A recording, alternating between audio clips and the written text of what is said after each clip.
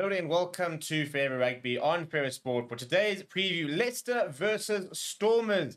But no matchups between the likes of Jasper Wiese, Evan Ruiz, Liebach or Andre Pollard, because it is very much a rotated Stormers side, a very, very strong Leicester side, which should be a very good watch. And very interested to see how the Stormers side adapts to conditions overseas, because they've just come back from a pretty poor tour and they've struggled over the last couple of years with traveling. And this is once again another big opportunity for them to prove that they can travel, but they're playing against a pretty stacked Leicester Tigers side, whilst they themselves have left the majority of their sort of first team squad, and like their Springboks, for example, back in South Africa. But come with man, or come with the outcome of the man, really. You know, it is a rotated side, but there's some great players in this team, and an opportunity for some of these players to put their hands up and prove their worth, really. And these are games which can define you, you know, for your career, the media career.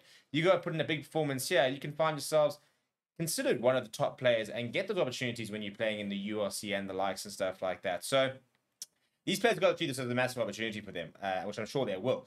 But before we look at the two teams, please do smash a like on the video. Please do subscribe to the channel as well. Right, we'll start with the Leicester side. And some big news is that Andre Pollard will be starting, as well as a couple other South Africans in the side. But if we look at the front row, yeah, it is Francois van Wyk next to Julian Montoya and Dan Cole, quality front row, and Brock Harris, who's captaining the Stormers side, will have his work cut out for him there. And interesting to see that once again the Stormers very much going with a prop as captain. You know, as Stephen Kitsoff last season, you had Neertling Bashir, who's been involved a lot so far as captain this year. So, and now Brock Harris is going to captain the side. We'll talk about him in a little bit though when we get to the Stormers side. But I just think it's very interesting that that they are often choosing their props as their captains.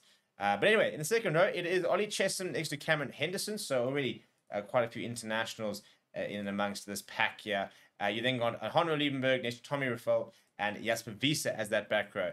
Yeah, it would have been fantastic. It would have been really cool to have seen Jasper Wiese against an Evan Ruiz, but unfortunately, yeah, just it was always going to be unlikely to happen.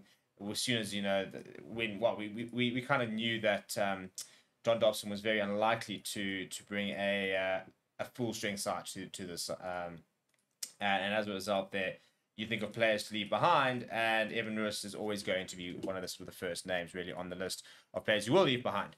Ben Youngs next to Andre Pollard, so plenty of international experience there between those two players.